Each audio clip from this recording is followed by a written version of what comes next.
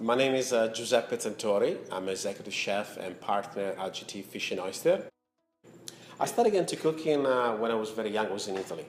I spent like 4 to 5 summers, like at the age of like 9 to like 12 and 13 years old with my grandma. And she used to like live on a small little farm. So she used to have like a garden with beautiful produce, like a few rabbit, a few chicken, goose, and a few cow. So I understand where all the stuff was coming from. But since I was a little spoiled, I guess, because you get it from the earth, you eat it, like, wow, that's amazing, and I used to be that way. Like, I go home, I have like this beautiful stuff. My dad used to like buy like a whole pig once a year and make beautiful salami and sausage and so on. So our fridge was full of beautiful meat every year, and then you go and try to buy some product and they're like, well, what's the flavor? It looked good, but there is no flavor.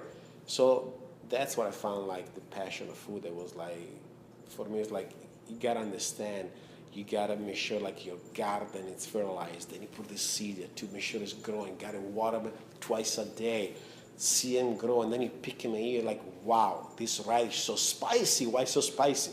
Because it's super fresh, it's out of the garden, there is no chemical, there's nothing added to that. Everyone and everybody in their life, they find like when their grandma or their mom or their sister or their brother, the boyfriend, they're cooking home for them, and they remember the dish. That's a passion right there. It can be like a little like from mac and cheese, scrambled eggs. It can be like anything, pancake, from like, nice romantic dinner that I'm cooking for you because I love you, honey, that kind of stuff. Food is passion, when you're touching like anything from the grocery store because you want to smell it. That's passion right there, because you want to find like the best apple, the best melon, or you want to smell the fish, make sure it's fresh. You'd be like in the grocery store in Chicago, Mariano, they have like amazing fish, still want to smell it, and make sure like that's a product that you want.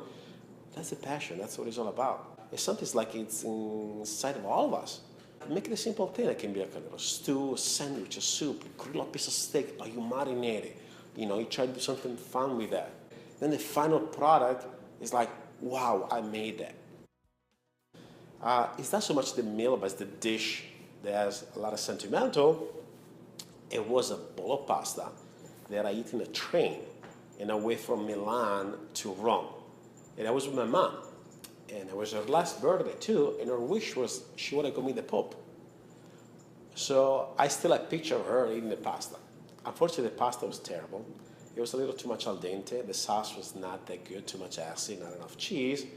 Picky chef. But that's still to these days, that's the most memorable pasta I've had in my life.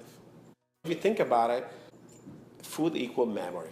It's like that's what it's all about. People that get too cut off like in how much the food costs.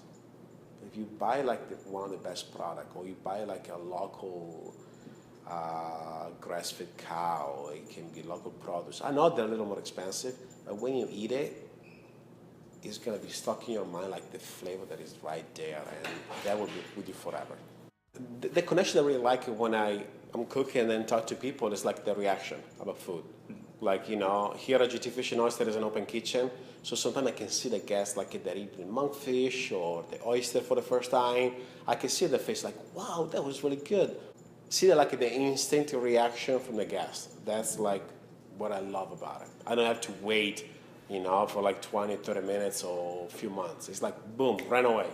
The inspiration behind GT Fish Oyster was myself and my partner, Rob Katz and Kevin Bain. They decided to open like this oyster bar in Chicago. Like in the middle of the land, we opened an oyster bar, like, in the middle of the Midwest. It's like, how crazy is that? We decided to open this place about almost 4 years ago. It was a little challenging because we don't know what's gonna happen. But, right now we go through like almost 6,000 to 7,000 oysters a week. Feed your curiosity.